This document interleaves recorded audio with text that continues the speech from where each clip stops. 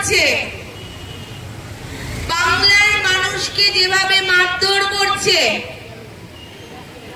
আমরা প্রথমেই বলি আমার ভাষা মাতৃভাষা বাংলা, আমি আমার বাংলাকে ভালোবাসি।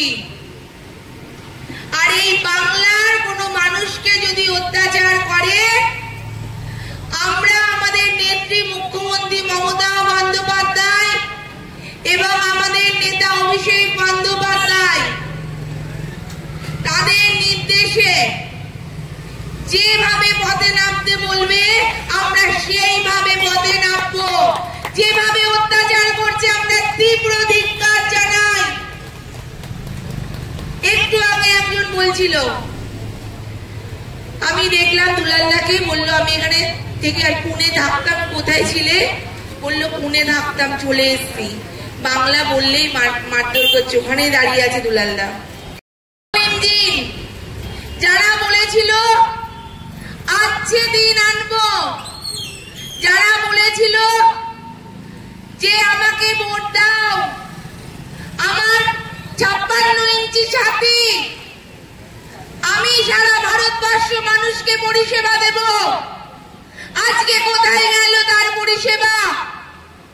বাংলার মানুষকে বিভিন্ন ভাবে অপদস্থ করছে, আমাদের নেত্রী মুখ্যমন্ত্রী মমতা বন্দ্যোপাধ্যায়কে অপদস্থ করছে এবং আমাদের নেতা অভিষেক বন্দ্যোপাধ্যায়কে অপদস্থ করছে।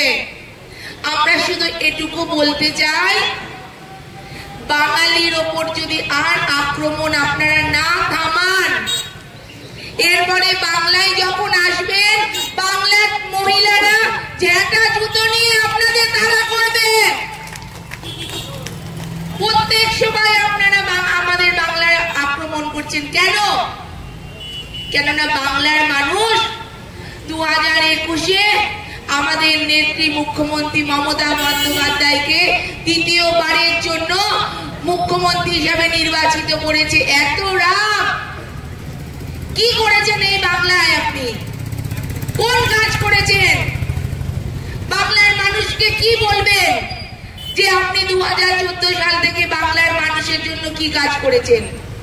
যা করেছে আমাদের নেত্রী, আমাদের মুখ্যমন্ত্রী, আমাদের মা মাটি মানুষের সরকার মমতা বন্দ্যোপাধ্যায়। তাই আমরা তৃণমূল কংগ্রেসের সৈনিক, আমাদের মাদার থেকে শুরু করে ছাত্র, যুব, মহিলা সবাই আমরা প্রস্তুত আছি। ময়দানে 2026-এ খেলা হবে এবং আপনাদের এই বাংলা থেকে তাড়িয়ে ছাড়বো এবং ভারতবর্ষ ছাড়া আপনারা হবেন, এই প্রতিজ্ঞা আমরা সকলে মিলে নিচ্ছি। আচ্ছা, এই যে আপনি তো পুনে থেকে এসেছেন পরিযায়ী শ্রমিক হিসেবে, ওখানে কতটা হেনস্থার শিকার হতে হয়েছে? আমাদের পুলিশ দিয়ে ওখানে হেনস্থা করছে, পুলিশ দিয়ে ডকুমেন্ট, আমরা বাংলায় কথা বলছি, আমাদেরকে বলছে তোমরা বাংলাদেশি লোক। ওরা বাংলা ভাষা যে ওয়েস্ট বেঙ্গলে চলে সেটা ওরা বুঝতে চাইছে না, বলছে ওরা বাংলাদেশের লোক, তুমি রোহিঙ্গা, এরকম আখ্যা দিচ্ছে আমাদেরকে। আমরা বিশ্বাস টাইটেল, দুলাল বিশ্বাস ডকুমেন্ট সব দেখালাম, দেখানো বলছে তোমার স্কুল সার্টিফিকেট দেখাও, দেখালাম স্কুল সার্টিফিকেট, অ্যাডমিট কার্ড। তারপরে বলছে তোমার বাবার ভোটার লিস্টে নাম আছে কেন? বলছে হ্যাঁ আছে। বাবা মৃত, ডেথ সার্টিফিকেট চাইছিল, আমার কাছে ফটো ছিল, বাবার ফটো দিলাম।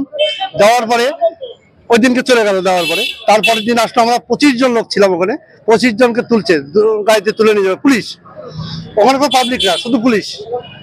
পুলিশ এসে একই ডকুমেন্ট চাইছে, তোমার জন্ম সার্টিফিকেট দাও, তোমার এটা দাও, তোমার বাবার ডকুমেন্টস, তুমি কি স্থানীয়, এখানে জন্ম কিনা। আমি সব বললাম এখানে জন্ম। তারপরের দিন চলে গেল, 5 দিন পরে এসে তোমাদের নামে ডকুমেন্টস, তোমরা বাংলাদেশ। আমরা বাংলা ভাষায় কথা বলি, কেউ বলে দেয় যে এটা বাংলা ভাষা, ওখানে বাংলা ভাষা শুনতে চাইছে। আচ্ছা, তো এইভাবে কি ওখানে মানে বাঙালিদের অন্য কোনো রাজ্যে, বিশেষত বিজেপি শাসিত রাজ্যে কি খুবই সমস্যা থাকা? এটা সমস্যা, যেখানে বিজেপি আছে আমাদের ওয়েস্ট বেঙ্গলের উপরে খুব ওদের রাগ। মমতা ব্যানার্জি যেহেতু প্রতিবাদ করে বিজেপি শাসিত রাজ্যে, এটা ওরা খুব ঘৃণ্য চোখে দেখছে। তা আপনি কি রাজ্যে এসে বেশি সুরক্ষিত? আমি রাজ্যেই থাকবো, আর যাবো না বাইরে, আমি এখানেই থাকতাম। যেহেতু একটু চলে গেছিলাম অর্থনীতির ইয়েতে, আমি এখানেই থাকবো, এখানেই করবো, যা জোটে রুটি রোজগার। আমি মমতা ব্যানার্জির ছাত্র সবাই এখানেই থাকবো, আর বাইরে যাবো না। দুলাল বিশ্বাস, হরিনগর বাড়ি, রানাঘাট।